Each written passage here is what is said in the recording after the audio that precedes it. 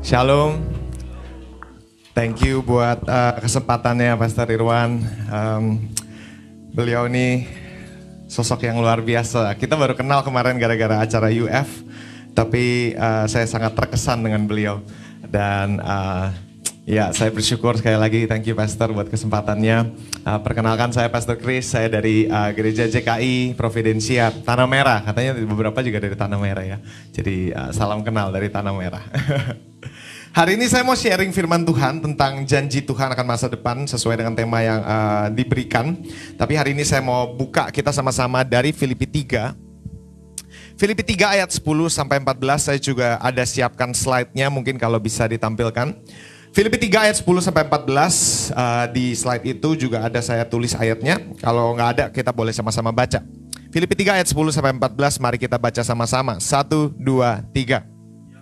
Yang kukehendaki ialah mengenal Dia dan kuasa kebangkitannya dan persekutuan dalam penderitaannya, di mana aku menjadi serupa dengan Dia dalam kematiannya, supaya aku akhirnya beroleh kebangkitan dari antara orang mati.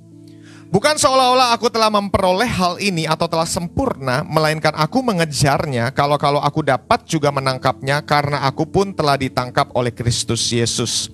Saudara-saudara, aku sendiri tidak menganggap bahwa aku telah menangkapnya, tetapi ini yang kulakukan. Aku melupakan apa yang telah di belakangku dan mengarahkan diri kepada apa yang di hadapanku, dan berlari-lari kepada tujuan untuk memperoleh hadiah, yaitu panggilan sorgawi dari Allah dalam Kristus Yesus. Saudara, sebelum kita masuk firman Tuhan, Pastor boleh saya berdoa buat Pastor dulu ya. Boleh kita sama-sama arahkan tangan ke depan. Pastor dan istri, saya melihat seperti Tuhan kasih, saya cuma dikasih impresi dari Tuhan bahwa Tuhan sedang membawa Anda masuk dalam musim yang baru. Dan musim, saya lihat seperti air terjun turun di atas kepala kalian. Tuhan seperti sampaikan bahwa aku akan bawa kalian masuk dalam musim yang begitu seperti pewahyuan itu deras dalam hidup Anda. Akan begitu banyak pintu-pintu yang terbuka dalam hidupmu, dan kau akan mengalami perjalanan-perjalanan baru. Itu yang saya dapat. Aku lepaskan berkat favormu Tuhan turun dalam hidup gembala di tempat ini beserta dengan seluruh jemaat yang menjadi bagian dalam hidupnya Tuhan, dalam nama Yesus. Amin. Saudara, Filipi 3 ayat 10 sampai 14 mengatakan tentang janji Tuhan akan masa depan sebenarnya. Bahwa kalau kita ikut Tuhan, kalau kita ikut Yesus ibaratnya, ada sesuatu yang Allah janjikan, dan selalu mengikut Yesus itu selalu membawa hal yang baik.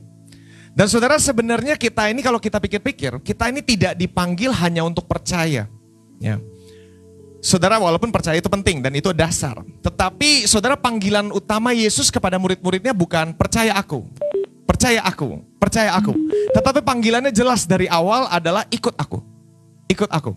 Karena ada dua hal yang berbeda. Kalau kita bilang percaya, kalau saya boleh bilang, bahkan ini menurut saya ya saudara, bahkan boleh dibilang semua manusia di bumi ini percaya bahwa Yesus adalah Tuhan. Ya, kalau dibilang percaya, iya semua juga percaya. Tetapi perihal percaya, sebenarnya perihal kekristenan bukan perihal percaya saja, tetapi perihal mengikut, saudara. Karena kita pada akhirnya tidak dipanggil untuk sekedar percaya lalu diam di tempat. Tetapi setelah kita percaya, berarti harus ada tindakan yang mengikuti kepercayaan yang kita sebut di mulut kita. Kalau kita percaya berarti harus ada tindakan yang mengikuti. Ya. Saya sering pakai perumpamaan, contohnya ada suatu hari ada orang yang jago jalan di atas tali gitu kan ya. Suatu hari dia bikin atraksi di depan umum gitu kan. Dia jalan di atas tali. Sebelum dia jalan dia bilang, semua orang berkerumun gitu kan. Karena dia di lantai atas gitu kan. Terus semua orang, dia berteriak kepada semua orang, siapa yang percaya kalau saya bisa nyebrang ke sana dengan kaki saya? Semua diam.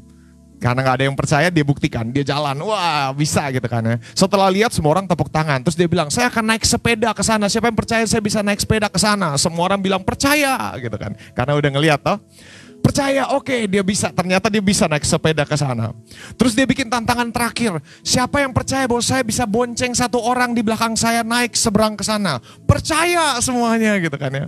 Siapa yang percaya? Wah, percaya. Setelah percaya terus dia bilang, ada satu orang angkat tangan percaya. Terus dia bilang, ayo Bapak ikut saya.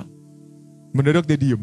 Nggak mau ikut gitu kan. Kenapa? Katanya Bapak percaya. Dia diem gitu kan. Yang lain aja, yang lain aja. Gitu kan ya. Sekarang terkadang kita percaya, tetapi kalau kita disuruh ikut, istilahnya memberi tindakan, memberi nyawa kepada kepercayaan kita, belum tentu kita nih bersedia loh saudara. Kadang-kadang percayanya kan percaya gitu kan. Tapi kalau udah nyangkut hidup gue dan resiko yang harus gue terima, ntar dulu gitu kan. Nah sebenarnya mengikuti Yesus perihal, kalau kita percaya Yesus berarti harus ada tindakan yang dituntut dari kita, yaitu mengikut. Dan saudara kalau kita bilang mengikut, artinya ada yang ditinggalkan. Makanya kita kan juga dikasih gambaran bahwa kita ini domba. Domba itu bergerak. Ya kan, domba itu berbeda dengan kawanan sapi atau kambing gitu kan ya. Karena sapi dan kambing itu peternakan di dalam satu tempat yang sama dari lahir sampai mati di situ gitu kan. Sedangkan domba itu penggembalaan, artinya mereka bergerak dari padang rumput yang satu kepada padang rumput yang lainnya. Mereka adalah kawanan yang terus bergerak. Nah, Kristus juga memanggil kita untuk terus mengikut Sang Gembala Agung, berjalan, bergerak terus. Tapi kita manusia memang paling gak suka bergerak dari hal yang udah kita nyaman. Ya kan? Apalagi disuruh bergerak, explore sesuatu yang baru yang tidak masuk akal, yang tidak masuk logika kita. Ya. Kalau kita disuruh mengikut pergerakan roh, ibaratnya kita disuruh dituntun, kamu harus dituntun oleh roh. Itu sesuatu yang kita manusia gak suka. Dan biasanya kita sering pakai alasan, aku gak damai gitu kan. Gak damai, itu pasti bukan dari Tuhan, itu gak damai. Tapi saudara saya mau bilang begini, segala sesuatu yang tidak bisa dijelaskan oleh logika manusia, pasti membawa ketakutan. Saudara, kalau Anda gak bisa jelaskan, sudah pasti respon pertamamu adalah takut. Udah pasti, manusia memang begitu, manusia hanya bisa tenang kalau dia bisa ada di tempat yang dia bisa jelaskan. Nah sedangkan mengikut Kristus gak ada yang bisa kita jelaskan, saudara, gitu masalahnya. Mengikut Kristus mau kita setinggi apapun pengertian kita dan pengetahuan kita, saudara, pada akhirnya banyak hal yang kita tetap tidak bisa jelaskan. Dan disitulah kita harus berdamai dengan istilah bahwa mengikut Tuhan adalah sebuah misteri. Karena yang dituntut adalah kepercayaan, keyakinan, iman. Kalau saya sering bilang, kalau kita udah tahu kita gak perlu iman. Ya kan, justru di dimensi di mana kita udah nggak tahu semua pengertian kita, teori kita udah nggak berjalan, di situ kita perlu iman, dan di situ baru Allah bergerak, gitu kan. Mengikut Kristus. Nah, saudara saya tertarik dengan ayat yang dibawakan oleh Paulus ini. Kalau saudara saya bilang, kalau kita boleh pikir, siapa menurut Anda manusia yang paling mengenal Kristus? Menurut saya Paulus.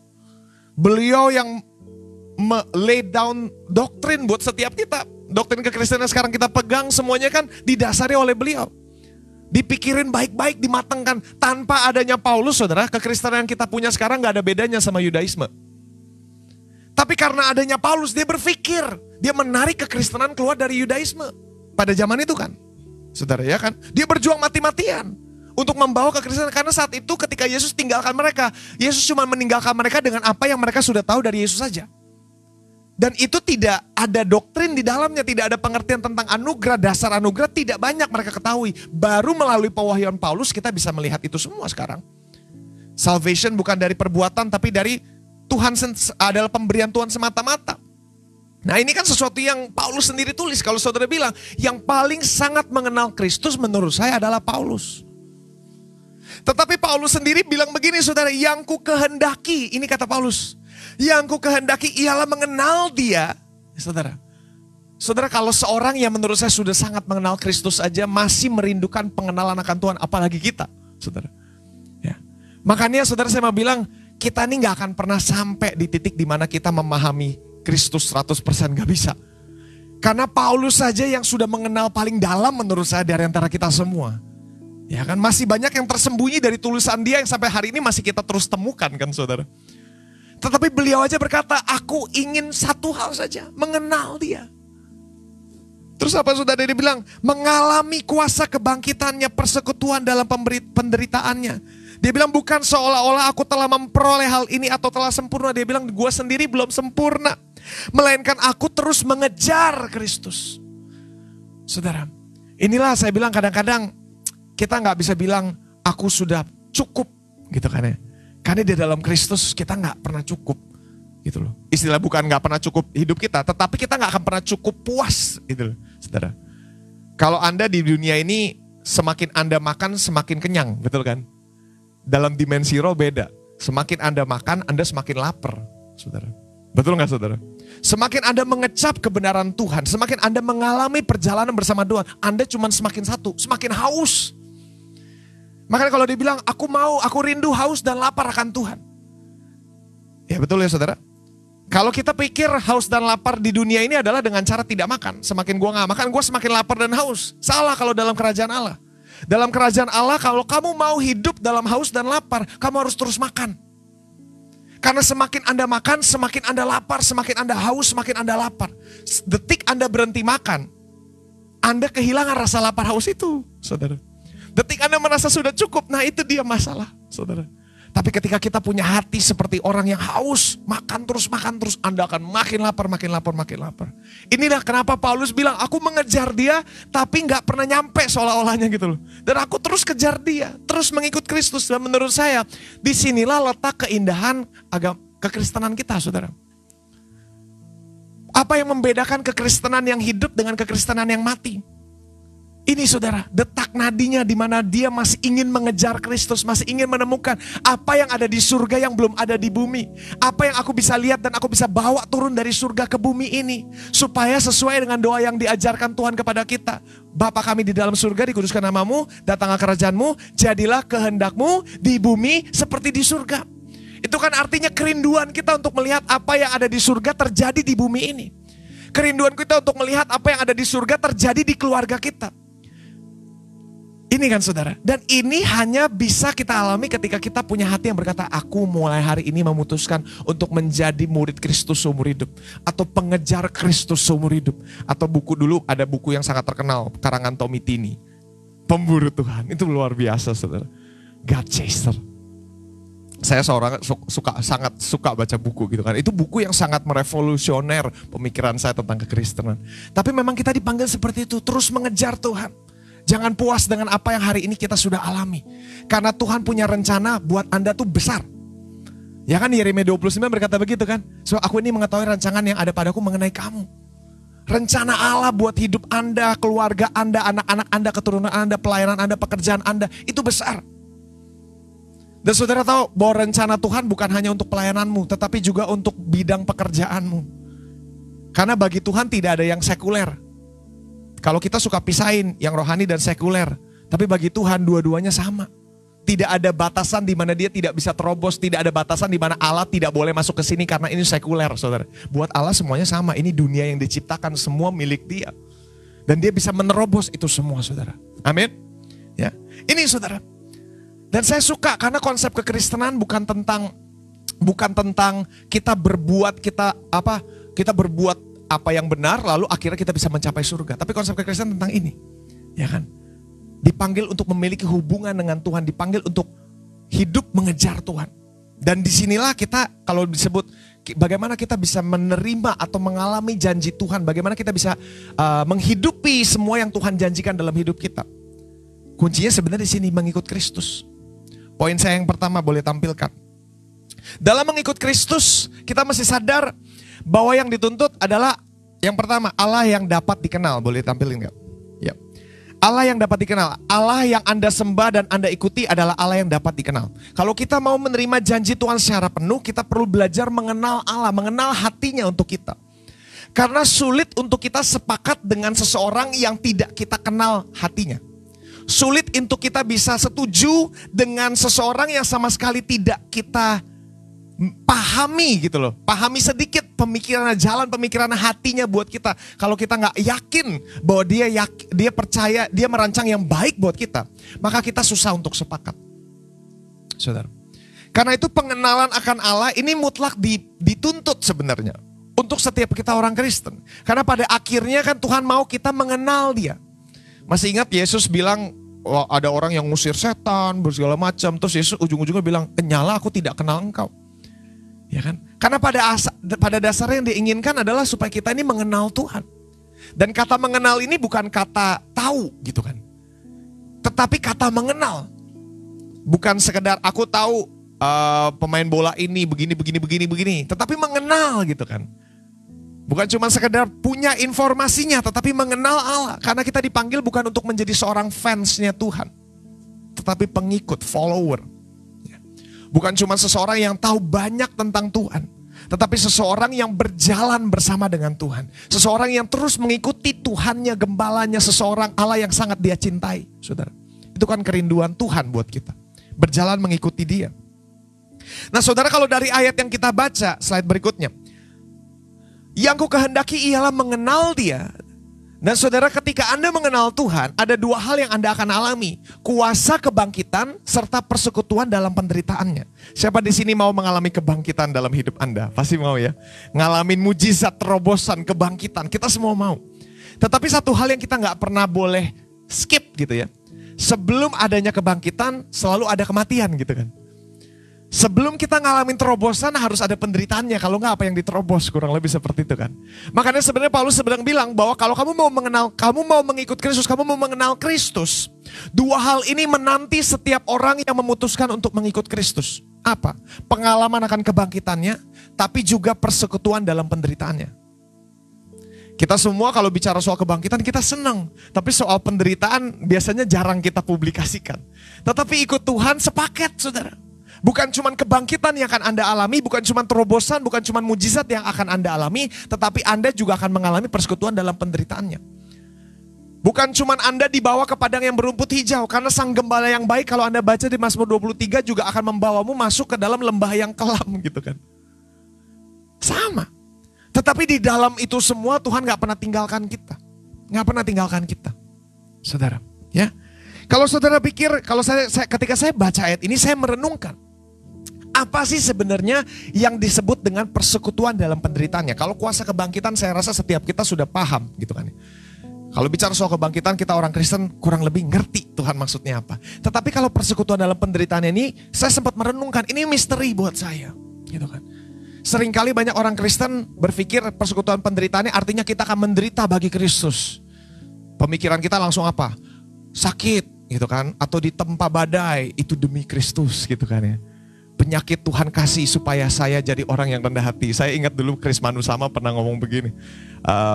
Karena banyak orang Kristen kan percaya Tuhan kasih saya penyakit supaya saya rendah hati. Dia bilang gitu. Terus waktu itu Pak Chris Manusama pernah ngomong begini. Kalau memang Tuhan kasih Anda penyakit supaya Anda rendah hati, berarti di rumah sakit isinya orang yang paling rendah hati di dunia ini. Dia bilang gitu kan. Saudara, kadang-kadang kita ini suka mengkreditkan semua yang buruk tuh hasil karya Tuhan. Pandemi ini kemarin gitu kan, wah kan semua heboh. Ini dari Tuhan gitu kan. Ini hukuman Tuhan. Ya kan, gempa kemarin ini kan lagi heboh gempa. Ini nih makanya lu bertobat, Tuhan murka gitu kan. Pokoknya semua yang jelek-jelek semua yang terjadi karena dasar pemikiran kenapa orang Kristen bisa berpikir begitu. Karena begini saudara, pemikiran kita adalah Tuhan kita maha besar, maha bisa. Artinya dia bisa apapun, betul gak saudara? Dia bisa melakukan apapun yang dia mau. Dan kita mengkonklusikan pemikiran itu dengan cara yang salah.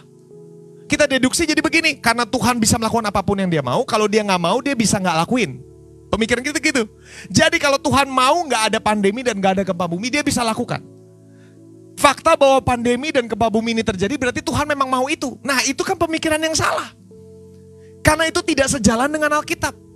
Alkitab berkata begini, tidak ada satu orang pun yang Tuhan ingin supaya binasa, ya kan? Tuhan tidak menghendaki satu orang pun binasa. Saya tanya, masih ada gak orang yang binasa sampai hari ini? Masih. Apakah itu kehendak Tuhan? Jelas Alkitab berkata tidak. Bukan kehendak Tuhan. Jelas Tuhan bilang, masa Tuhan bohong, masa Alkitab bohong. Alkitab berkata bahwa Tuhan tidak menghendaki satu orang pun binasa. Berarti masih ada yang binasa dan itu bukan kehendak Tuhan. Saudara, itu bukan kehendak Tuhan, berarti ada another force in play kan. Gitu kan. Kita gak bisa semuanya mengkreditkan Tuhan memang mengizinkan dan sebagainya. Terus kita tanya, Ayub gimana?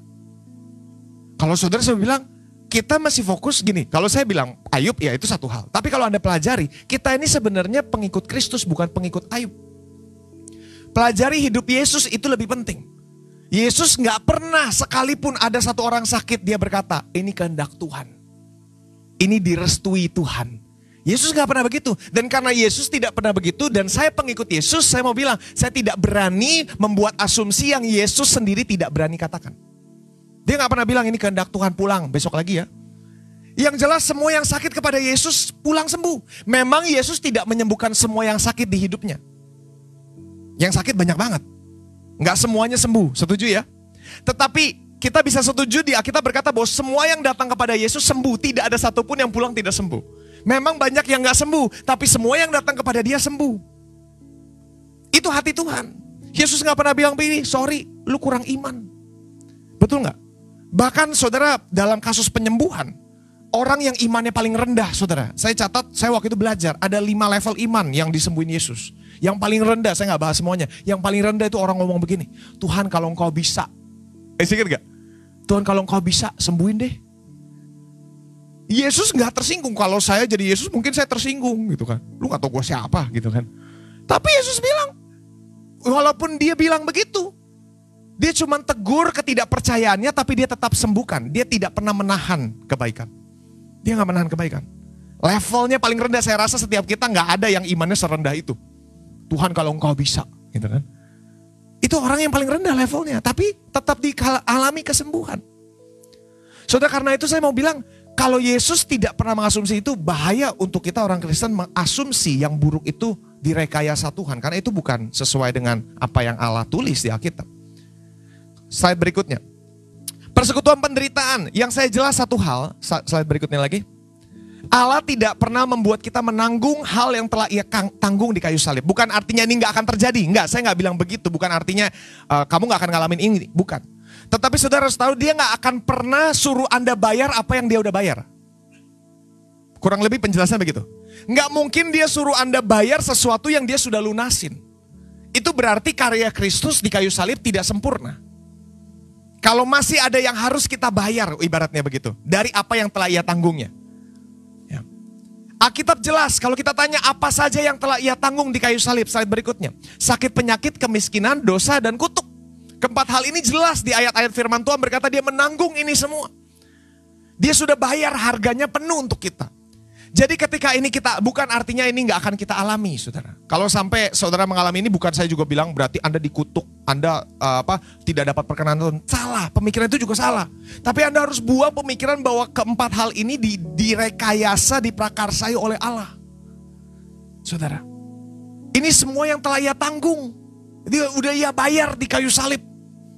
Tinggal kita terima. Makanya perjamuan kudus kalau kita adakan sebenarnya kan adalah mengingat apa yang telah ia bayar di kayu salib.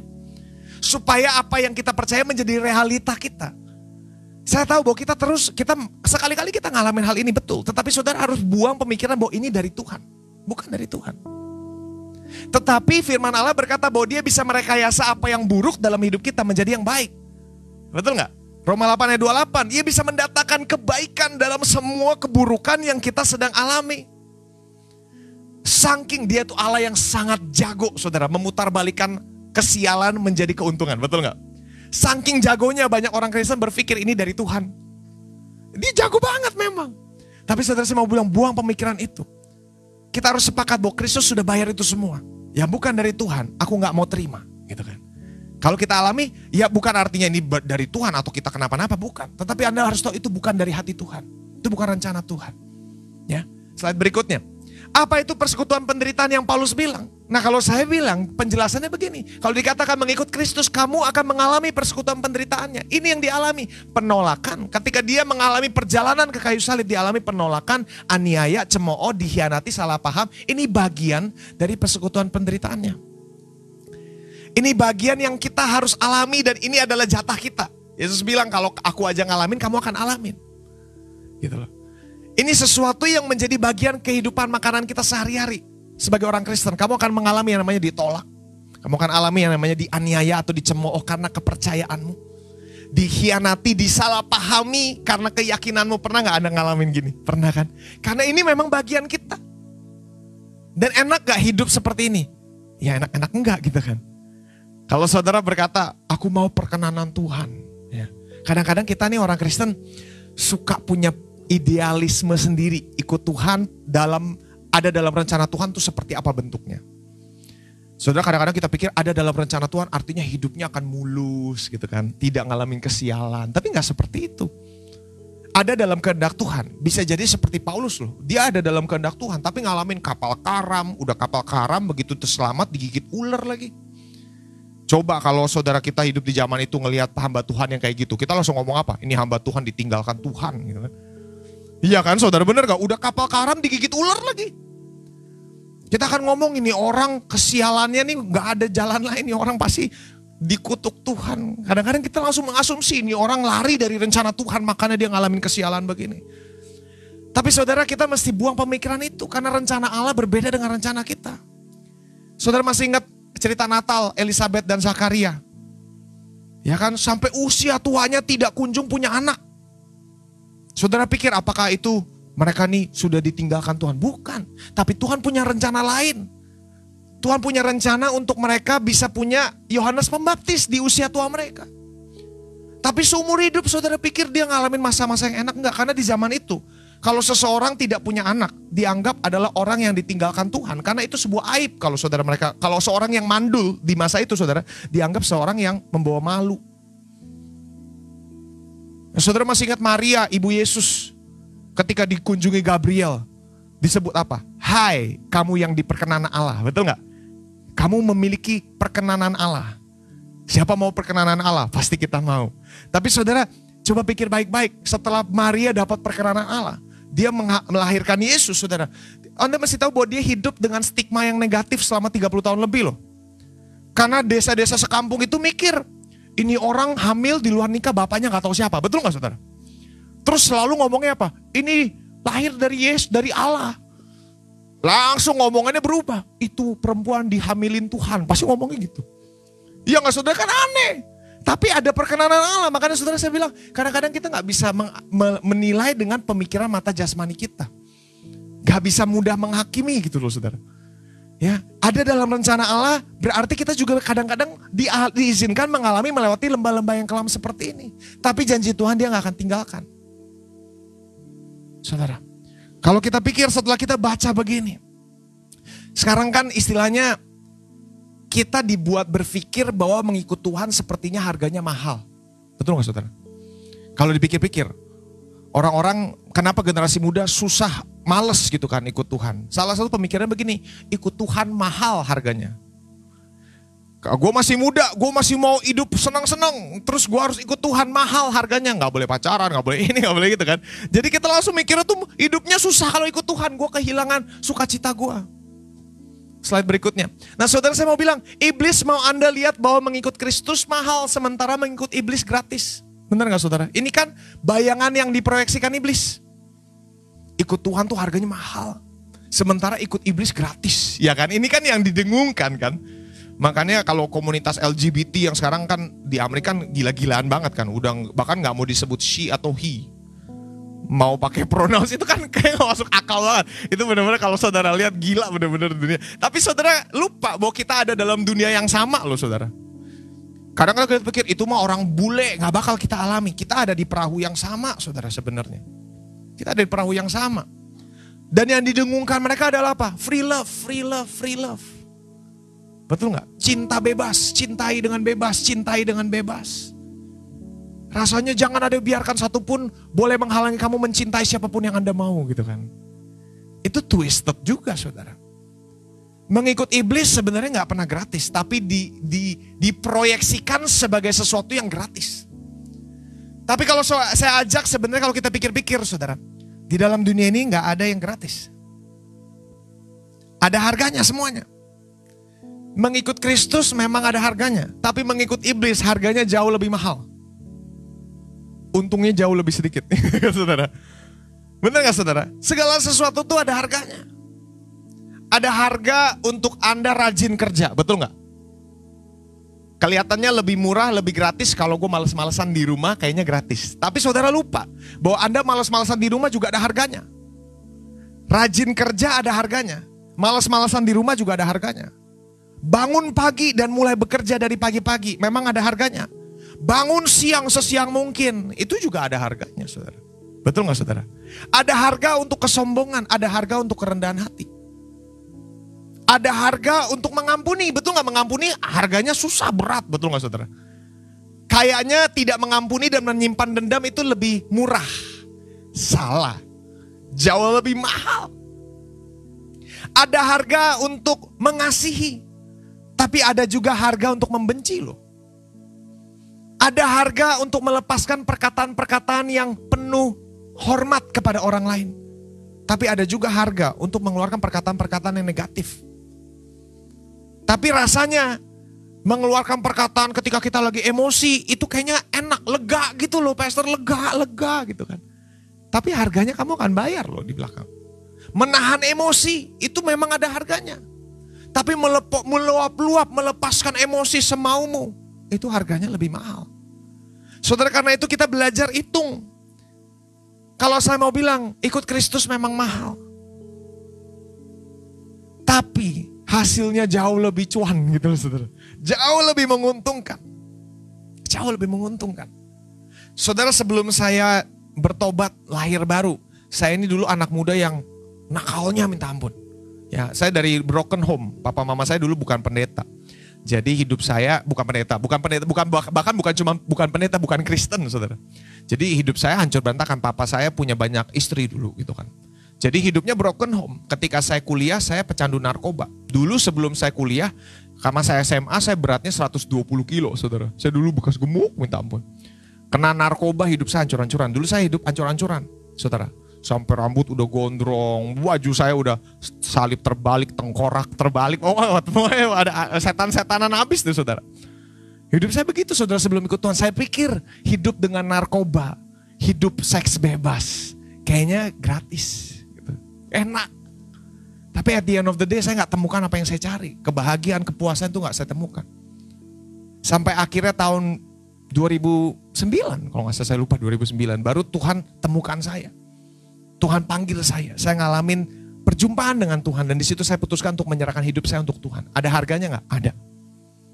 Tapi sampai hari ini saya nggak pernah ketemu orang yang ikut Tuhan berkata begini, gue nyesel dulu ikut Tuhan.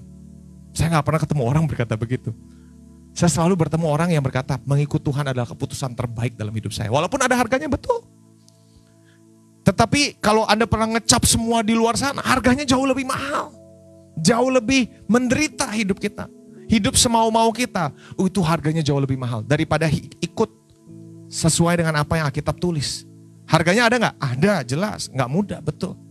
Sangkal diri pikul salib, itu harganya setiap hari. Tapi saudara, saya mau bilang jauh lebih sedap profitnya, gitu loh saudara. Kalau hari ini saya bisa menikah, bisa punya anak satu, saya bilang ketika saya punya anak, saya lihat foto keluarga saya bilang ini dulu yang nggak pernah berani saya impikan. Karena hidup saya sudah hancur total. Tapi lihat bagaimana Tuhan bisa merubah hal yang baik. Hal yang buruk jadi sesuatu yang baik. Karena kalau Anda ikut Tuhan yang sudah jelas saudara. Masa depan Anda cerah di tangan Tuhan. Itu sudah pasti. Ya. Slide berikutnya. Poin kedua. Saudara, untuk kita bisa mengalami janji Tuhan untuk masa depan kita. Yang kedua, kita mesti tahu bahwa masa lalu kita bukan kalimat terakhir. Slide berikutnya. Paulus bilang, saudara-saudara, aku sendiri tidak menganggap bahwa aku telah menangkapnya, tetapi ini yang kulakukan dan ini seni yang kita harus belajar lakukan. Kalau Anda mau hidup menerima janji Tuhan di masa depan kita, ini yang harus kita latih dalam diri kita. Kata Paulus, apa? Melupakan apa yang telah di belakang. Saudara, ini seni, saudara. Seni untuk belajar tidak hidup di masa lalu. Saudara, berapa banyak yang setuju dengan saya bahwa masa lalu kita adalah penghalang nomor satu kita dari masa depan. Masa lalu kita. Saudara, yang saya sebut melupakan apa yang telah di belakang ini bukan berarti melupakan dari memori kita. Karena kapasitas otak kita tidak punya kemampuan untuk delete. Apa yang pernah Anda alami, luka yang pernah Anda alami, kekecewaan yang pernah Anda alami, itu tidak pernah bisa Anda lupakan dari memori Anda. Manusia gak bisa begitu saudara. Kalau Anda bilang, saya sudah lupa tuh dia lakukan apa untuk bohong. Saudara, bohong. Karena manusia gak punya kemampuan untuk delete. Kecuali Anda amnesia, itu beda cerita. Amnesia benar kan, pikun gitu kan. Tapi manusia memang tidak punya kapasitas untuk melupakan apa yang telah terjadi. Beda dengan Tuhan. Kalau Tuhan Anda bertobat, dikatakan dosamu telah dilupakan, diampuni, dihapus. Itu benar-benar dilupain. Kalau kita manusia gak punya sistem itu, saudara, apa yang pernah kita alami itu selamanya nyantel di otak kita. Itu gak bisa dibuang. Jadi kenapa Paulus bilang kita harus melupakan apa yang di belakang. Yang harus dilakukan bukan menghilangkan itu di memori, tapi menghilangkan itu di hati kita. Sebab kejadian di masa lalu bisa jadi menjadi sampai hari ini, walaupun itu udah terjadi 20 tahun yang lalu, tapi sampai hari ini kejadian trauma yang kita pernah alami 20 tahun yang lalu masih mendikte pengambilan keputusan kita hari ini. Itu namanya Anda belum melupakan di hatimu. Itu namanya Anda masih digerakkan oleh masa lalu. Itu namanya Anda masih dikendalikan, diatur oleh kejadianmu di masa lalu. Dan selama hidup kita didikte oleh masa lalu kita, saudara, Allah tidak bisa bergerak banyak. Karena kita sendiri yang pada akhirnya akan membatasi apa yang Allah boleh kerjakan dan apa yang Allah tidak boleh kerjakan. Kalau kita tidak berhasil belajar seni membuang itu di hati kita. Artinya gini saudara, balik lagi. Kita gak bisa lupakan itu, tapi setidaknya kita bisa membuat itu tidak lagi mengambil keputusan dalam hidup kita. We decided, kita memutuskan untuk tidak membiarkan masa lalu menjadi pengambil suara nomor 1 di hidup kita. Let it go, lepasin. Betul, itu kita pernah alami. Sampai saudara, kita bisa mengingat kejadian itu, tidak lupa. Tapi kita sudah tidak ngalamin yang namanya sakit. Kita masih bisa bersuka cita. Iya, bego juga dulu gitu. Saudara ngerti gak? Kita masih bisa berkata seperti itu.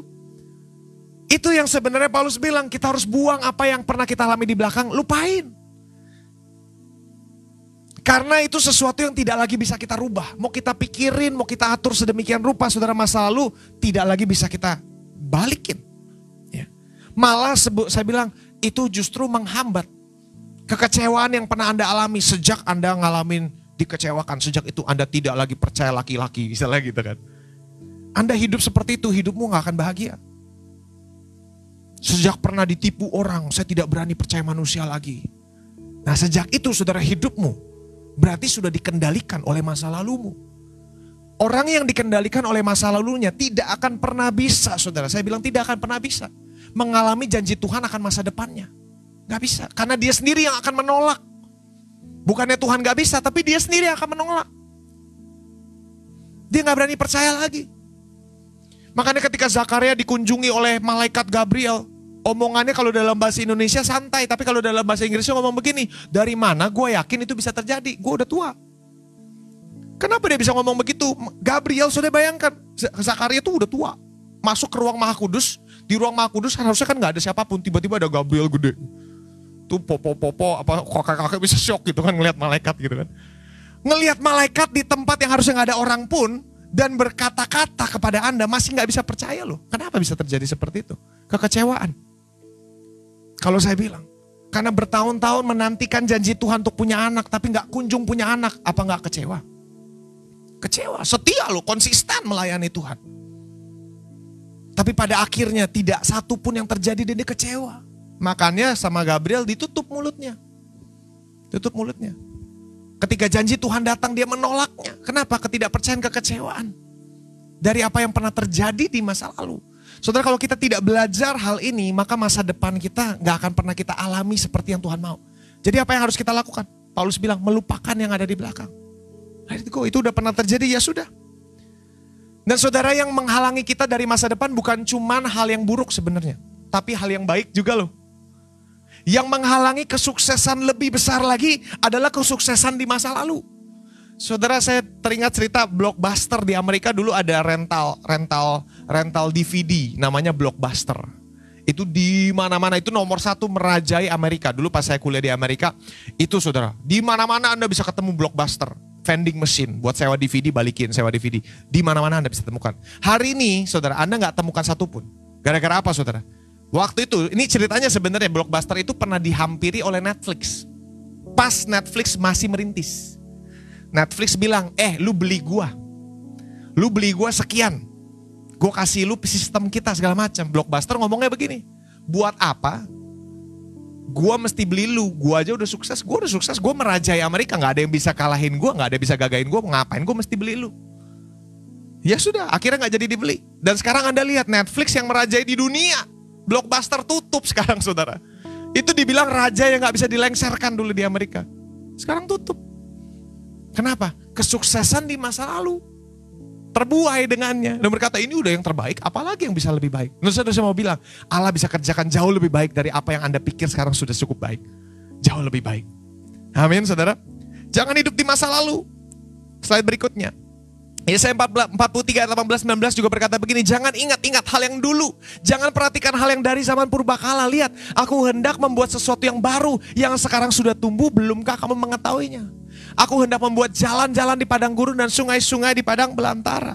Ini yang Tuhan sedang kerjakan. Lupakan apa yang pernah di belakang. Padahal yang di belakang keren-keren loh ini saudara, kalau Anda baca ayat sebelumnya. Laut merah terbelah gitu kan. Tapi tetap Yesaya berkata lupain itu semua. Karena kalau kita terus berpegang pada apa yang di belakang, Anda gak bisa melihat apa yang Allah sebenarnya sedang kerjakan sekarang. Jangan terbuai dengan masa lalu. Ya, ini bukan berarti kita emang gak boleh mengucap syukur atas hal yang pernah terjadi di belakang. Bukan begitu maksud saya, saudara. Tentu kita harus merenungkan apa yang pernah Allah kerjakan. Itu bisa jadi kesaksian kuat buat hidup kita. Itu bisa mendongkrak iman kita, betul. Kalau Allah pernah lakukan di belakang, Allah bisa lakukan lagi, betul. Tetapi yang harus kita buang adalah pemikiran bahwa Tuhan harus kerjakan seperti dulu. Nah, ini yang harus kita buang. Pembuat mujizatnya sama, tapi caranya suka-suka Tuhan. Ya, kita nggak boleh berpatok pada caranya. Jadi izinkan Tuhan yang mendikte masa depan Anda, bukan masa lalu kita. Yang terakhir, saya tutup di sini, slide berikutnya. Saudara, kalau Anda menggantungkan masa depanmu pada Tuhan, yang jelas satu hal, masa depanmu cerah. Slide berikutnya. Paulus bilang, aku melupakan apa yang telah dibahas dan mengarahkan diri. Kata mengarahkan diri ini bersandar atau condong kepada apa yang ada di hadapanku. Dan saudara, Paulus sebenarnya menulis ini di saat dia ada di dalam penjara yang dia tidak akan keluar darinya, saudara. Betul kan? Ini penjara terakhir dia gak bisa keluar lagi dari sini. Tapi dia bilang, aku masih berharap untuk apa yang di depanku. Saudara, kalau saya jadi Paulus, mungkin bayangan saya sudah kehilangan pengharapan akan masa depan. Ya kan? Bayangan saya apa, saudara? Kalau saudara taruh posisimu di Paulus, gila dulu pas gue masih pelayanan, masih bebas kemana-mana, pelayanan rasanya efektif sekali. Ya kan? Kalau Anda jadi Paulus, saat saya masih boleh berkeliaran, itu rasanya saat saya yang paling produktif. Sekarang saya di penjara, apa yang saya bisa kerjakan? Tapi sebenarnya sejarah membuktikan bahwa justru pekerjaannya di penjara itu jauh lebih produktif dari saat sebelum dia ada di penjara. Saudara, di saat segala sesuatu sepertinya sudah tidak lagi ada pengharapan, justru situasi yang tidak ada lagi pengharapan itu menghasilkan karya yang terbaik dari hidup Paulus. Dan ini menurut saya mind blowing. Kok bisa seseorang yang dihadapkan dengan keadaan yang tidak ada pengharapan, tetapi masih bisa menghasilkan hasil yang lebih produktif dari saat dia masih punya pengharapan. Saudara, ini hidup kita harus sadari. Kadang-kadang kita pikir udah gak ada yang baik lagi bisa terjadi dalam hidup saya. Hidup saya udah begini-begini aja dari dulu, udah gak mungkin bisa berubah. Seandainya dapat lotre pun hidup gue bakal susah lagi. Wah, mungkin pemikiran kita begitu. Tapi saudara, kita masih belajar kayak Paulus. Sekalipun saya ada di titik penjara kecil ini, saya tetap akan mencondongkan diriku kepada janji Tuhan akan masa depan saya. Karena sekalipun saya mungkin masa depan yang saya idamkan berbeda dengan apa yang saya alami sekarang. Masa depan yang saya idealkan berbeda dengan apa yang Tuhan idealkan, mungkin seperti itu. Tetapi aku mau belajar percaya dan sepakat terhadap rancangan Tuhan akan masa depan saya. Saya gak akan biarkan mata saya menentukan masa depan seperti apa yang boleh saya alami. Tapi saya mau biarkan apa yang Tuhan katakan. Menurut saya ini luar biasa, benar gak sih saudara? Luar biasa loh. Di dalam penjara dia masih bisa menulis begitu banyak surat-surat. Filemon, Tesalonika, Kolose, Efesus, Timotius, Titus. Semua ditulis Paulus di dalam penjara. Yang sekarang masih kita pelajari dan dibahas di gereja-meja dimanapun, saudara. Dan saudara, saya berharap kita juga berpikir demikian dekat. Sekalipun Anda hari ini sedang mengalami situasi di mana sepertinya tidak ada lagi pengharapan. Di mana sepertinya orang-orang berkata, Tuhan sudah meninggalkan dia. Sekalipun demikian saudara, pegang janji Tuhan, dia gak pernah tinggalkan Anda. He will never forsaken you. Dia gak akan pernah tinggalin Anda. Sekalipun keadaan sepertinya seolah-olah Anda ditinggalkan, pegang terus janjinya akan hidup Anda. Saudara, saya mau tanya, saya tutup dengan pertanyaan simple. Menurut Anda usia produktif manusia itu usia berapa? Usia produktif saudara. Ya, orang tuh rata-rata bilang usia 30, 20. Salah. Berdasarkan studi, ya, berdasarkan studi saudara, Usia produktif manusia itu terletak pada usia 60 sampai 70 tahun. Ini berdasarkan studi, saudara. 60 sampai 70 tahun. Siapa di sini 60-70? Belum ya, berarti belum mencapai usia golden produktifnya, saudara. Terus kita bilang, bukannya 20-30 yang produktif. Bukan, usia 20-30 kita bukan produktif. Kita nih sibuk. Sibuk, semua dikerjain gitu kan. Bukan produktif, bukan efektif. Usia paling produktif manusia itu 60-70 tahun. Karena di usia itu orang berdasarkan studi, ini bukan saya bilang, saudara. Berdasarkan studi, karena dikatakan orang usia segitu sudah sangat tahu apa keahliannya. Apa yang hanya akan membuang-buang waktu, apa yang tidak perlu digunakan, atau tidak perlu dikerjakan. Dia akan mengerjakan dengan efektif apa yang Tuhan sudah taruh dalam hidupnya. Itu usia 60-70 tahun. Saudara. Usia kedua yang paling produktif adalah 70-80 tahun. Usia ketiga adalah 50-60. Waduh, saudara. Yang saya mau sampaikan begini, saya bukan mau berdebat begini, tapi intinya begini, saudara. Yang mau saya sampaikan bahwa, saudara, yang terbaik ada di depan kamu. Belum ada yang 60-70 kan? Ya, seandainya ada 60-70, masih ada 70-80 gitu, saudara. Intinya saya mau bilang, saudara, bersama dengan Tuhan, usia emasmu tuh di depan, bukan di belakang. Bahkan sebenarnya Alkitab juga punya warna yang sama. Hujan akhir akan lebih besar daripada hujan awal, kan dikatakan begitu. Kemuliaan akhir akan lebih besar. Jadi intinya gitu, saudara, kalau Anda ikut Tuhan, kadang-kadang kita ini suka percaya bahwa Anda kesaksian terbesarmu ada di belakang. Dulu ketika saya ngalamin Tuhan, pertama kali Tuhan jumpai saya, itu kesaksian terbesar saya. Hari ini saya mau bilang, bisa gak Anda percaya? Kalau Anda ikut Tuhan, kesaksian terbesarmu bukan di belakang, tapi di depan. Belum Anda alami. Anda pikir yang pernah Anda alami di belakang itu kesaksian yang luar biasa. Tuhan ketawa, karena dalam hatinya, lu belum tahu. Masih ada yang lebih besar lagi, saudara. Dalam pernikahan juga sama. Kadang-kadang kita pikir, manisnya pernikahan saya sudah lewat. Karena kata orang manisnya cuman berapa? 2-3 tahun awal gitu kan. Sisanya pahit. Lebih dari itu udah asem gitu kan. Gitu kan. Itu kata dunia. Tapi berdasarkan perhitungan Tuhan, masa termanis pernikahanmu bukan di belakang, tapi di depanmu. Belum. Anda bisa alami yang lebih indah. Ya kan? Masa terindah hidup saya adalah pas saya SMA. Gitu kan. Tapi Tuhan bilang masih ada yang indah lagi di depan. Bisa gak kita sepakat dengan pemikiran Tuhan? Masalahnya gini, jangan mikir gini, gimana caranya pernikahan saya bisa lebih manis dari masa lalu? Nah itu masalah kita. Udah kemikir kayak Zakaria dulu, dari mana saya bisa percaya itu terjadi, mana buktinya gitu kan. Sebaliknya saudara, kita mesti belajar at least setidaknya sepakat dulu. Tuhan, aku percaya pernikahanku yang terbaik ada di depan saya. Bukan artinya pernikahan yang baru ya, saya gak bilang begitu saudara. Asli yang baru, asik, pastor bilang ada yang baru di depan. Saya gak bilang begitu saudara. Tapi saya mau bilang musim pernikahanmu yang terbaik itu ada di depan kamu. Musim keluargamu yang terbaik itu kalau ikut Tuhan itu di depan. Saudara, di depan. Kesaksianmu yang luar biasa, yang membawa orang bertobat segala macam mungkin begitu. Itu bukan di belakang, tapi ada lagi di depan yang Tuhan sedang siapkan. Intinya apa saudara, kalau Anda ikut Tuhan, Anda mesti belajar melihat itu. Tuhan adalah Allah yang memegang masa depan kamu.